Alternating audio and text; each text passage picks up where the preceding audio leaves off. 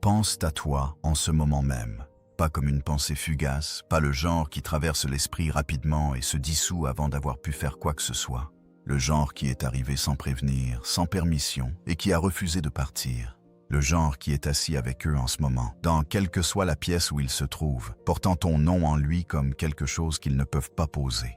Tu n'as pas trouvé cette transmission par hasard. Quelque chose en toi savait déjà où chercher. Et quelque chose dans le ciel, quelque chose qui s'est déplacé aujourd'hui avec une précision qui n'appartient pas à la coïncidence, a mis vos deux champs en contact au moment où Mars a franchi le seuil du Bélier à 12h50 cet après-midi. Ce n'est pas de la poésie. C'est un fait concernant la position des planètes, ce qu'elles font et ce que cela signifie précisément pour le fil spécifique qui existe encore entre toi et cette personne. Avant d'aller plus loin dans tout cela, aime cette vidéo, abonne-toi et écris dans les commentaires « Je suis prêt à recevoir ».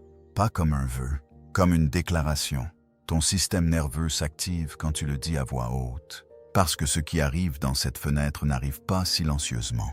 Ça arrive avec tout le poids de ce qui s'est construit depuis la dernière fois que tu t'es permis de croire que tout cela était réel. Voici ce que la plupart des gens ne comprennent pas au sujet d'aujourd'hui. Ce qui a changé dans le ciel ce matin n'était pas subtil. Mars, la planète qui gouverne le désir, l'action et ce type de vouloir qui vit dans le corps plutôt que dans l'esprit, vient d'entrer dans le Bélier, le signe qu'elle appelle chez elle. Et quand une force aussi puissante retourne sur son territoire natal, tout ce qu'elle gouverne devient indéniable. Pour tout le monde. Mais surtout pour la personne qui a activement érigé un mur autour de ce qu'elle ressent. Tu as fait quelque chose discrètement tout au long de cette période d'attente que tout le monde n'aurait pas choisi. À un certain moment, et tu sais exactement lequel, il y avait une bifurcation. Une direction était plus facile. Elle offrait du soulagement, de la distraction, l'engourdissement confortable d'avancer comme si le fil n'existait plus. L'autre direction exigeait quelque chose de plus difficile, rester en contact avec quelque chose d'irrésolu, continuer le travail intérieur, garder la foi en quelque chose que tu ne pouvais pas prouver encore vivant de l'autre côté du silence. Tu as choisi la direction la plus difficile, pas bruyamment, sans aucune annonce, juste un choix intérieur silencieux que personne n'a witnessé et que rien n'a confirmé être juste. C'est ce choix qui a ouvert cette porte, pas la chance, pas le timing seul. La qualité spécifique de ce que tu as choisi quand choisir la chose plus facile aurait été tellement plus immédiatement confortable. Ce n'est pas une porte qui s'ouvre pour tout le monde qui se tient près d'elle. Elle s'ouvre pour la personne qui, à la bifurcation, s'est tournée vers ce qui était plus difficile et a continué à marcher. Aujourd'hui, le 11 mai 2026, Mars est entré dans le Bélier. Parlons de ce que cela signifie réellement, pas en vocabulaire astrologique, mais en termes de ce que tu ressens dans ton corps et de ce que ça fait aux personnes autour de toi. Mars est la force planétaire qui gouverne le désir dans sa forme la plus primale. Pas le désir romantique dans le sens doux et éclairé aux bougies, mais le vouloir brut et cellulaire qui vit en dessous du niveau de la pensée. Le genre de vouloir qui ne demande pas la permission et qui ne répond pas bien à être supprimé. Mars est la force derrière le moment où quelqu'un attrape son téléphone sans l'avoir décidé. Derrière le prénom qui arrive à 2h du matin, non pas comme un choix, mais comme un fait que le corps portait déjà. Derrière chaque impulsion qui perce un système de retenue soigneusement construit et dit « Je sais ce que je veux et je ne peux pas continuer à prétendre le contraire ». Pendant des mois, Mars se déplaçait à travers les poissons, un signe qui dissout les contours, adoucit la volonté et diffuse l'action dans le sentiment. Ce que cela a produit, pour la personne qui porte quelque chose d'irrésolu à ton sujet, c'était une sorte de brouillard. Le sentiment était là, il a toujours été là, mais les poissons l'ont transformé en quelque chose d'ambiant, quelque chose qu'ils pouvaient éviter de confronter directement, quelque chose qui se brouillait suffisamment sur les bords pour qu'ils puissent maintenir leur propre fiction à ce sujet. Ce brouillard vient de se dissiper complètement. Le Bélier est le premier signe du zodiaque, le signe de l'ignition primale, de ce qui arrive avant la stratégie, avant la planification, avant que l'esprit rationnel ait la chance de construire une défense autour de ce que le corps sait déjà. Quand Mars entre dans le Bélier, ce n'est pas un changement graduel, c'est un interrupteur qu'on actionne. Tout ce que le désir gouverne, chaque reconnaissance supprimée, chaque vérité évitée, chaque impulsion qui a été soigneusement gérée et redirigée, a soudainement les conditions planétaires dont il a besoin pour percer la surface. C'est pourquoi ce transit crée ce qu'il crée. Non pas parce que c'est de la magie, parce qu'il supprime les conditions atmosphériques qui rendaient la suppression possible. Le bélier ne supporte pas l'évitement confortable. Il n'en a pas la patience. Et Mars, dans le bélier, ne demande pas si quelqu'un est prêt à ressentir ce qu'il ressent. Il rend simplement impossible de contourner le sentiment. Et en dessous de tout cela, le soleil en taureau forme un sextile avec Jupiter en cancer, une note de grâce d'expansion de ce qui est authentique auquel on donne de l'espace pour grandir. Le soleil en taureau est la force de ce qui est réel, solide et qui mérite d'être conservé. Il ne chasse pas, il tient. Jupiter en cancer est la force de l'expansion émotionnelle, de ce qui a été protégé à l'intérieur de la coquille du moi, recevant enfin la place de grandir vers l'extérieur. Quand ces deux-là se rencontrent dans l'angle coopératif spécifique qu'ils forment aujourd'hui, ce qui est authentique est amplifié. Pas ce qui est joué, mais ce qui est authentique. L'univers n'allume pas seulement ce qui a été retenu. Il fait de la place pour que ce qui est réel entre. Ce n'est pas une pensée magique à propos de deux personnes qui avaient autrefois quelque chose. C'est une configuration planétaire précise qui supprime l'architecture de l'évitement chez quelqu'un qui en dépendait. Ce portail ne s'active pas pour tout le monde. Il est spécifique. Il reconnaît quelque chose. Il s'active pour la personne qui a aimé sans recevoir en retour la pleine présence qu'elle offrait et qui n'a pas laissé cette asymétrie la rendre plus petite. Qui a continué à se présenter avec tout son être dans une dynamique qui n'était qu'à moitié rendue, et a choisi de ne pas jouer l'amertume, de ne pas s'effondrer dans le victimisme, de ne pas se refroidir dans les endroits où elle était la plus chaude. Qui a maintenu sa dignité à travers le silence, non pas parce que la dignité était facile, mais parce que c'était la seule chose qui restait entièrement sienne. Ce n'était pas un abandon, c'était une préparation. La période qui semblait être mise de côté était la période pendant laquelle tu étais construit en quelqu'un capable de tenir ce qui est sur le point d'arriver. Ce n'était pas être ignoré, c'était être protégé d'une version de ces retrouvailles qui t'aurait demandé d'être plus petit que tu ne l'es maintenant. Ce n'était pas un échec, c'était une calibration. Chaque moment qui semblait être le mauvais résultat était l'univers qui ajustait les conditions jusqu'à ce que les deux personnes et la version spécifique de cette connexion qui est maintenant possible soient alignées sur la même fréquence. Ce que tu as construit en toi-même au cours de cette période n'est pas visible en surface. Ça ne se voit pas dans ta façon de parler, dans ta façon de traverser une pièce, dans ce que tu dis quand quelqu'un te demande comment tu vas. C'est une rénovation intérieure, une connaissance qui n'existait pas avant. La différence entre espérer mériter d'être choisi et simplement savoir ce qu'on est avant que quiconque le reflète, avant que quiconque le confirme, avant que le monde extérieur offre la moindre preuve. Ce que tu n'as pas fait est tout aussi important. Tu n'as pas tendu la main quand le faire t'aurait coûté ta propre clarté. Tu ne t'es pas expliqué à quelqu'un qui n'avait pas encore mérité le droit à l'explication. Tu n'as pas joué la disponibilité pour mettre quelqu'un d'autre à l'aise avec un silence qu'il avait lui-même créé. Chaque moment où tu ne t'es pas effondré dans l'option plus facile a laissé quelque chose en toi intact qui, autrement, aurait été donné. C'est ce que ce portail reconnaît. Pas l'effort, pas la patience, la qualité spécifique de ce que tu as gardé quand tout autour de toi te demandait de l'abandonner. Tu n'es pas triomphant en ce moment. Tu es simplement ancré. Et être ancré est exactement ce que ce moment requiert. Reste avec ceci un moment. Parce que cette prochaine partie est celle que la plupart des gens dépassent trop rapidement. Si cela était arrivé il y a 6 mois, si la porte s'était ouverte à ce moment-là, si le contact était venu à ce moment-là, si les retrouvailles avaient eu lieu avant maintenant, tu aurais donné tout ce que tu avais en échange d'une fraction en retour. Tu sais que c'est vrai, non pas parce que tu étais fou, parce que le manque était encore plus fort que le discernement. Tu aurais reçu la présence partielle comme suffisante. Tu l'aurais appelé amour et tu l'aurais pensé, et tu aurais passé les mois suivants à essayer de rendre entière une demi-connexion, à remplir les vides avec de l'interprétation, de l'espoir, l'épuisement particulier de quelqu'un qui travaille très dur pour croire que presque suffit vraiment. L'univers ne retarde pas par cruauté, il retarde par précision. Ce qui se trouvait entre toi et ce moment n'était ni une punition ni une indifférence. C'était le temps qu'il fallait pour que tu cesses d'être capable d'accepter la version partielle. Pour que le standard intérieur devienne quelque chose autour duquel tu ne pouvais plus négocier. Pour que la partie de toi qui disait autrefois « je prendrai n'importe quel morceau de ceci que je peux obtenir » complète son contrat et s'efface. Le silence n'était pas leur réponse finale. C'est le retournement que la plupart des gens manquent. Le silence était la réponse de l'univers, te protégeant d'une version de cette histoire qui t'aurait coûté quelque chose que tu n'aurais jamais pu nommer parce que tu y serais entré avant de comprendre ce que tu valais en son sein. Saturne, la force planétaire qui gouverne ce qui est construit pour durer, ce qui est testé avant d'être donné, n'ouvre pas les portes avant que la leçon et la personne soient toutes deux genuinement et non performativement intégrées.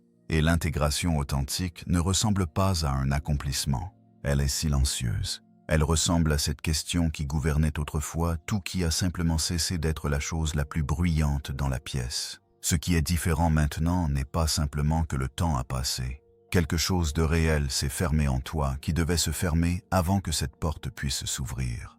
La version de toi qui aurait rendu suffisant ce qui était partiel a accompli son travail. Et ce qui reste est quelqu'un qui ne pourrait pas revenir à cet arrangement même si l'option était offerte parce que l'arrangement lui-même n'est plus structurellement compatible avec ce que tu es devenu. C'est ce qui a changé. Et c'est pourquoi ce moment, maintenant, est le vrai moment. Pas un moment qui arrive. Un moment qui a déjà atterri et qui attend seulement que tu le reconnaisses comme tel. En ce moment même, dans quelle que soit la pièce où il se trouve, au milieu de tout ce qu'ils se sont dit que les tiendrait occupés aujourd'hui, la personne connectée à toi vit quelque chose contre lequel ils ont construit des systèmes très spécifiques. Ce sont des suppresseurs, ce qui signifie qu'ils ne sont pas inconscients de ce qu'ils ressentent. Ce serait plus facile. Ils sont activement, laborieusement conscients de ce qu'ils ressentent exactement et ils ont construit leur journée autour du fait de ne pas le laisser remonter à la surface au point d'exiger une décision. Ils ont construit des routines, se sont maintenus en mouvement, ont rempli le silence disponible avec des choses qui demandaient juste assez d'attention pour empêcher l'autre chose de trouver son chemin. Ils ont été, dans le sens le plus précis, en train de gérer la conscience plutôt que de la rencontrer. Cette gestion nécessitait une condition atmosphérique particulière pour fonctionner. Elle nécessitait l'équivalent planétaire du brouillard, le type d'énergie diffuse et ambiante qui laisse un sentiment rester assez vague pour demeurer niable. Cette condition n'existe plus. Mars dans le Bélier ne crée pas de brouillard, il le brûle. Et ce qu'ils vivent en ce moment, physiquement, dans leur corps, pas seulement comme une prise de conscience abstraite, c'est l'effondrement de la distance qu'ils ont fabriquée entre eux-mêmes et ce qu'ils ressentent vraiment. La pensée de toi est arrivée ce matin non pas comme quelque chose qu'ils ont choisi de penser, mais comme quelque chose qui était déjà présent quand ils ont repris conscience. Le prénom, l'image, la qualité spécifique d'être près de toi, pas un manque généralisé, mais la texture particulière de toi, spécifiquement, d'une façon qu'ils ne peuvent pas rediffuser dans le flou. Le mur qu'ils ont construit pour garder le sentiment gérable ne fonctionne pas aujourd'hui. Non pas parce qu'ils ont décidé de le baisser, parce que l'énergie qui le maintenait en place n'est plus disponible. Et ce qui se passe dans leur corps à mesure que cela arrive n'est pas confortable. Il y a une urgence qui les traverse et que leur système rationnel continue d'essayer de rediriger et la redirection continue d'échouer. Chaque distraction dure légèrement moins longtemps que la précédente. Chaque explication qu'ils ont répétée sur pourquoi le silence était raisonnable, pourquoi le timing n'était pas bon, pourquoi c'était mieux ainsi, ces explications développent des fissures visibles. Il se passe quelque chose de spécifique dans le corps de quelqu'un qui a supprimé un vrai sentiment pendant longtemps quand la suppression devient impossible à maintenir. Une sorte d'agitation qui n'est ni de l'anxiété ni de l'excitation. C'est une reconnaissance qui essaie de devenir action avant que l'esprit lui en ait donné la permission. Ils savent que c'est toi. Ils l'ont toujours su. Ils ont simplement choisi, à plusieurs reprises, de ne pas laisser cette connaissance devenir quelque chose avec lequel ils doivent vivre ouvertement.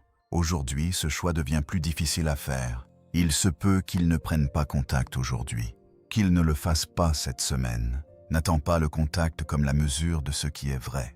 Ce qui est vrai est déjà actif. Une fois que cette reconnaissance s'allume, elle ne se tait pas. Elle attend seulement que le courage la rattrape. Tu te tiens en ce moment entre deux états intérieurs. Ils se ressemblent de l'extérieur. La différence est entièrement intérieure et entièrement tout. La bifurcation n'est pas un choix dramatique, c'est un choix silencieux. Et les silencieux portent toujours le plus de poids. Un état est familier. C'est le processus de fond de la gestion, la surveillance constante à bas niveau qui ne s'arrête jamais complètement, la partie de l'esprit qui se prépare perpétuellement à la prochaine vague d'incertitude, la légère crispation qui se produit avant que quoi que ce soit se soit réellement passé. Dans cet état, tu traces, tu anticipes. Tu tiens la situation à bout de bras tout en la maintenant assez proche pour la contrôler. Il y a une prise dans tout cela, dans la mâchoire, dans la qualité de la pensée qui s'accélère vers la résolution, dans la façon dont le corps s'organise autour du pilotage d'un résultat plutôt que de sa réception.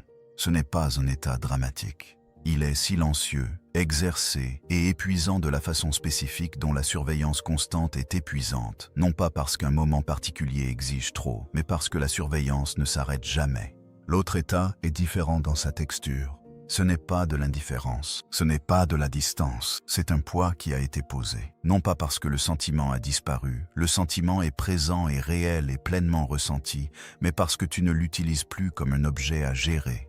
Tu es à l'intérieur du moment plutôt que perpétuellement en train de te préparer pour le suivant. Les épaules se sont détendues sans instruction. Un souffle va 1 centimètre plus profond que 3 mois de respiration ne l'ont permis. La surveillance a fait une pause.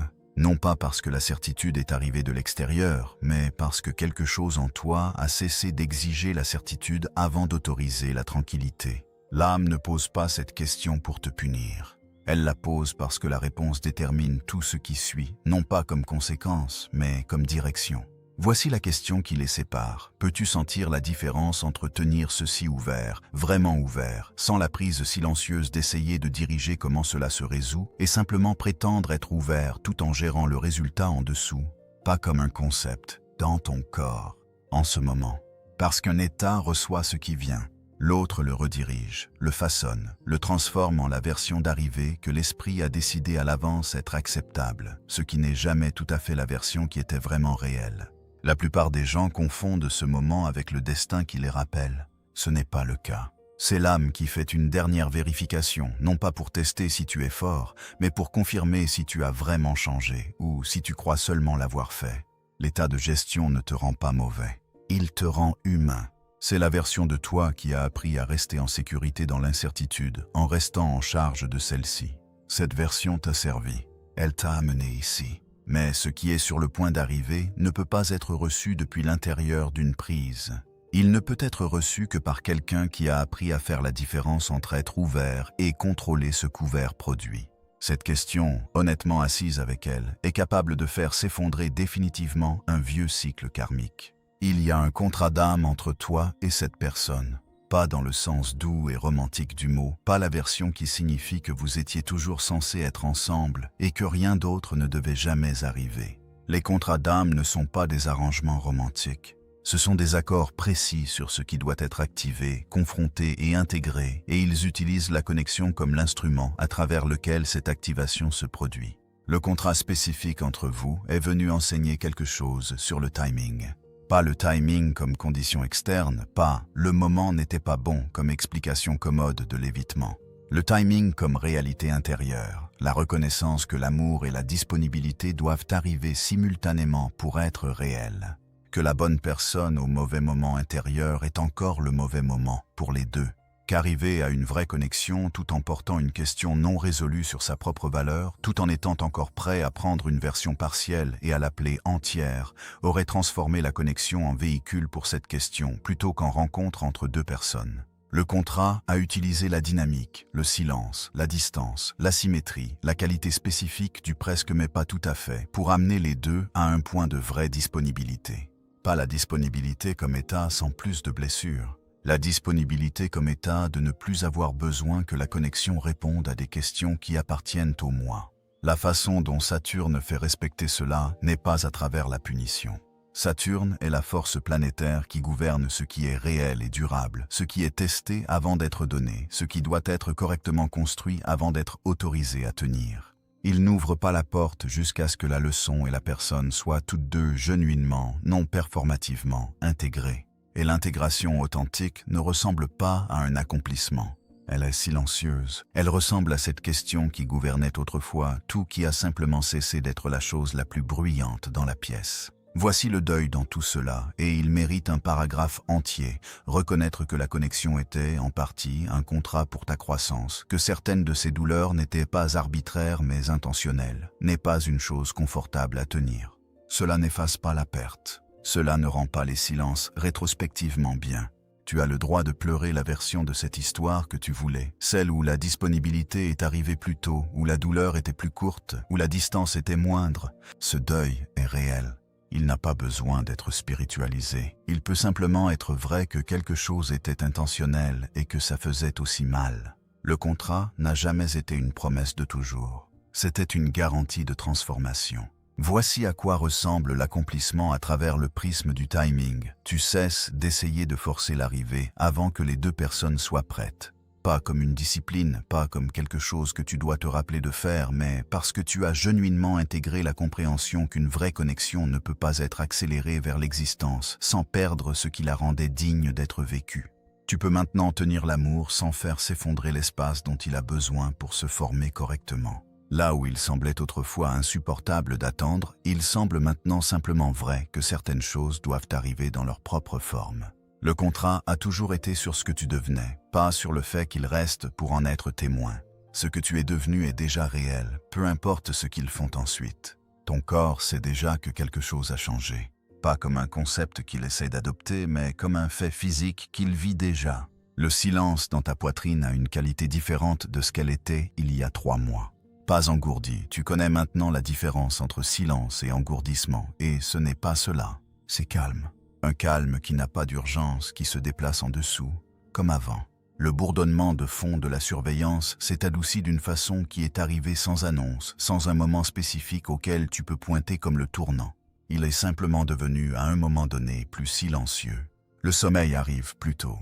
Et, plus important encore, il laisse moins de résidus dans les 2 premières minutes du réveil, cette fenêtre où le corps remonte à la surface avant que l'esprit ne rattrape, et tout ce qui était géré en dessous du niveau de la conscience se rend brièvement visible. Cette fenêtre portait autrefois quelque chose de lourd. Elle porte maintenant quelque chose de différent. Pas plus léger exactement, plus posé. Un prénom, tu sais lequel, passe parfois dans la conscience sans que le corps se crispe autour de lui comme il le faisait autrefois. Ce n'est pas de l'indifférence. La crispation du corps n'était pas de l'amour, c'était l'expérience physique spécifique d'une tension non résolue. Ce qui passe maintenant est toujours réel. Il n'arrive simplement plus comme une urgence. La mâchoire se relâche au milieu de moments ordinaires sans qu'on le lui demande. Pas dramatiquement, sans aucun événement notable qui y soit attaché, mais il y a une récurrence de moments au cours des dernières semaines où tu as pris conscience, à mi-phrase ou à mi-tâche, que la mâchoire était tendue et venait de se relâcher. La qualité d'être pleinement à l'intérieur d'un moment devient plus fréquente, pas à chaque moment, mais suffisamment pour que tu aies commencé à le remarquer comme un schéma, l'expérience spécifique d'être complètement présent dans un échange, un repas, un petit morceau insignifiant d'un après-midi de mardi, sans que le processus de fond de préparation pour la chose suivante te tire partiellement hors de lui. Ton corps n'est pas confus, il s'installe. Il apprend lentement et au niveau cellulaire que la posture d'alerte, la disponibilité à quelque chose de difficile qui arrive, n'est plus la ligne de base appropriée. Et le système nerveux, quand il met à jour genuinement cette ligne de base, ne l'annonce pas. Il devient simplement différent, plus silencieux dans les endroits qui étaient autrefois les plus bruyants. Ce n'est pas un arrêt. L'arrêt se sent plat et distant et crée une déconnexion du sentiment en entier. C'est de l'intégration qui se sent présente et vivante et réelle et qui n'a simplement plus la qualité de crispation derrière elle. L'intégration ne te demande pas de ressentir moins. Elle te demande de ressentir depuis un sol différent. Et ce sol, une fois établi, ne nécessite pas d'effort pour être maintenu. Il a simplement. Quand le corps libère sa préparation à la perte, autre chose devient possible à sa place. Quelque chose commence à se stabiliser dans ta vie qui n'a rien à voir avec un quelconque changement externe unique. C'est un changement dans la qualité des décisions, non pas parce que tes circonstances se sont simplifiées, mais parce qu'une source spécifique de conflit intérieur s'est dissoute à son lieu d'origine. Les décisions se sentent plus propres. Pas plus facile dans le sens où elle nécessite moins de réflexion, mais plus propre dans le sens où la réflexion ne passe plus à travers un champ de distorsion avant d'arriver à une conclusion. Là où elle disait autrefois « j'espère que c'est juste », elle dit maintenant « je sais ce que c'est ». L'espoir nécessitait un entretien. La connaissance n'en nécessite pas. Les choses qui nécessitaient autrefois une décision n'en nécessitent plus. Le corps l'a déjà prise, silencieusement, sans drame, sans un moment auquel tu peux pointer. Il a simplement cessé d'être disponible pour certains coups. Pas comme une déclaration, pas comme une nouvelle politique adoptée à un moment spécifique, mais comme quelque chose qui est devenu biologiquement vrai avant que tu aies les mots pour cela. L'incompatibilité est simplement devenue indéniable. Et une fois que quelque chose est indéniable, tu cesses de dépenser de l'énergie dans le déni. Ce qui semblait autrefois excitant mais silencieusement épuisant se registre maintenant comme creux avant même d'arriver complètement, avant que la pensée ne se complète. Il y a quelque chose dans le sens anticipatoire de cela, la qualité de ce qui approche, que le corps identifie maintenant avec précision avant que l'esprit ait assemblé un verdict. L'évaluation est plus rapide, et elle est honnête d'une façon qu'elle ne l'était pas quand le désir non résolu filtrait tout à travers sa propre distorsion. Ce qui semblait autrefois être de la sécurité ressemble maintenant à un plafond. C'est l'une des expériences les plus étranges de ce type de changement, la reconnaissance que ce qui était autrefois genuinement réconfortant, le familier, le prévisible, la chose qui ne demandait rien de nouveau de toi, a commencé à se sentir non pas comme un confort, mais comme une contention. Pas comme un refuge, mais comme une taille qui ne convient plus. Les synchronicités ont changé de caractère. Elles ressemblaient autrefois à des coups de pouce, de petites insistances de l'univers que tu allais dans la bonne direction, que tu devais continuer, que ce que tu espérais était encore possible. Ce qu'elles semblent être maintenant est différent. Pas plus forte, mais plus posée. Moins comme une incitation et plus comme une confirmation. L'univers n'essaie plus de te guider vers l'alignement. Il commence à répondre à l'alignement que tu portes déjà. L'énergie des autres personnes devient plus facile à lire avec précision, non pas parce que tu es devenu plus perceptif comme compétence, mais parce que tu ne filtres plus les informations entrantes à travers la distorsion d'une blessure non résolue. Quand la blessure était active, elle pliait tout ce qui s'en approchait vers sa propre fréquence. Maintenant qu'elle est intégrée, ce qui arrive arrive clairement. Tu lis la pièce différemment, non pas parce que la pièce a changé. Tu ne deviens pas quelqu'un de nouveau. Tu deviens indivisé. Et les personnes indivisées se déplacent dans le monde différemment, pas plus fortes, pas plus dures, mais plus clairement. Après cette activation, certaines choses deviennent structurellement indisponibles pour ton système nerveux. Ce n'est pas une décision que tu as prise, c'est quelque chose qui est devenu vrai à un niveau en dessous de là où les décisions sont prises. Être maintenu à distance émotionnelle par quelqu'un qui sait exactement ce qu'il ressent, qui a plein accès à son propre intérieur et utilise cet accès pour maintenir une ambiguïté confortable qui ne te coûte qu'à toi, ce n'est plus quelque chose dans lequel le corps s'assoira silencieusement. Non pas parce que tu as décidé d'avoir des standards à ce sujet, parce que le système qui accueillait autrefois cet arrangement, la partie de toi qui pouvait traduire la présence partielle en suffisant, a accompli sa fonction et s'est mis de côté. Ce qu'il laisse derrière est un système nerveux qui identifie la qualité spécifique d'être maintenu à distance par quelqu'un tout à fait capable de la fermer et qui répond non pas avec de l'anxiété, non pas avec l'ancien schéma de tendre plus fort, mais avec une clarté qui est presque physique dans sa précision. Porter le plein poids d'une connexion pendant que quelqu'un d'autre reste à l'aise dans son ambiguïté, être celui qui tient la forme de la chose, qui garde le fil vivant, qui maintient la continuité émotionnelle pendant que l'autre personne entre et sort selon ses propres conditions, ce n'est plus un poids que le corps distribuera sans le registrer. Là où il fallait autrefois un effort pour remarquer que cela se passait, cela se registre maintenant immédiatement, pas avec du drame. Avec la sensation spécifique d'une fausse note, le genre qu'une oreille entraînée identifie avant la délibération, avant l'analyse, avant que l'esprit ait fini d'assembler les preuves. Expliquer ta profondeur à quelqu'un qui utilise ton explication comme preuve que tu es trop, être rencontré avec ta propre honnêteté comme point de données sur ton excès plutôt que comme une invitation à te rejoindre là, c'est le schéma qui est le plus complètement fermé maintenant. Non pas parce que la profondeur est dangereuse, parce que quelqu'un qui reçoit ton honnêteté comme preuve de ton instabilité n'est pas en position d'être en contact authentique avec toi. Et le contact authentique est ce que ton système requiert maintenant. Attendre l'honnêteté que quelqu'un a déjà décidé que tu ne mérites pas, rester à l'intérieur de l'ambiguïté d'une connexion où l'autre personne a déjà pris sa détermination intérieure et choisi simplement de ne pas la partager, c'est la tolérance qui est la plus complètement disparue. Le corps identifie maintenant cette qualité spécifique d'honnêteté retenue, la température particulière d'une conversation qui se déplace prudemment autour de sa propre vérité centrale, avant que l'esprit ait fini de lire la pièce. Ce n'est pas de la dureté, c'est du discernement rendu permanent par l'expérience, le genre spécifique qui n'a pas à être défendu ou maintenu parce que ce n'est plus une posture. c'est simplement ce que tu es maintenant. L'amour ne quitte pas ta vie après cela. Il se met à niveau.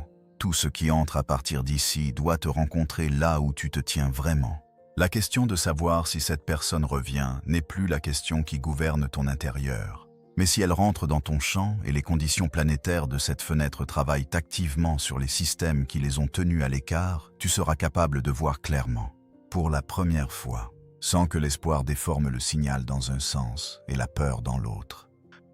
La question de savoir s'ils reviennent n'est plus celle qui gouverne ton intérieur, mais la réponse, quand elle arrive, sera lisible, clairement, immédiatement, sans la distorsion du besoin qui plie le signal. S'ils reviennent, la première question n'est pas « Est-ce que je veux encore cela ?» Tu connais la réponse à cela. La question est de savoir si ce qui revient est la même version de la dynamique ou quelque chose de genuinement différent. Et voici ce qui change dans la façon dont tu reçois la réponse. Tu ne pourras plus être convaincu par les mots seuls. Non pas parce que tu es devenu méfiant. La méfiance est une posture, une décision, quelque chose maintenu à l'effort. Ce qui a changé est plus simple que ça. Le corps lit différemment maintenant. Il lit la présence réelle, soutenue, non jouée, séparée de la performance de la présence. Ces deux choses semblaient autrefois suffisamment similaires pour que la distinction nécessite une analyse. Elle ne nécessite plus d'analyse. Le corps l'identifie avant que l'esprit ait fini la première phrase. Si ce qui revient est la même version, la personne qui sait ce qu'elle ressent et choisit quand même l'ambiguïté, qui te tient à distance d'une main et te rapproche de l'autre, qui offre juste assez pour soutenir la dynamique sans jamais s'engager dans son plein poids, cette version sera lisible immédiatement, pas comme un verdict rendu avec amertume, comme une information simple et claire reçue sans distorsion. Si ce qui revient est quelqu'un qui a fait quelque chose de réel avec le temps, dont la présence porte la qualité spécifique de quelqu'un qui ne gère plus son sentiment mais le rencontre, cela sera également lisible, immédiatement, sans que tu aies à travailler pour le voir. S'ils ne reviennent pas, ce que leur absence confirme, depuis l'intérieur de ce cadre, c'est que le contrat a accompli son but sans les retrouvailles comme acte de clôture. Ce qui signifie que tu n'attends pas que quelque chose soit résolu. Tu vis simplement une vie qui a déjà été résolue, en toi, là où la seule résolution qui t'appartenait à compléter vivait vraiment. Les deux résultats, retour ou distance continue, te laissent dans la même position intérieure, non pas comme un réconfort, comme un fait réel. Tu n'es pas entier parce qu'ils reviennent, tu n'es pas brisé parce qu'ils ne le font pas, c'est le changement, c'est tout. Si quelque chose dans tout cela a atterri quelque part de spécifique, non pas seulement dans ton esprit mais dans ton corps, fais une chose maintenant. Aime cette vidéo. Pas comme un geste, comme un signal à toi-même que tu étais présent pour cela. Abonne-toi pour ne pas manquer ce qui vient ensuite. Ces transmissions se construisent les unes sur les autres.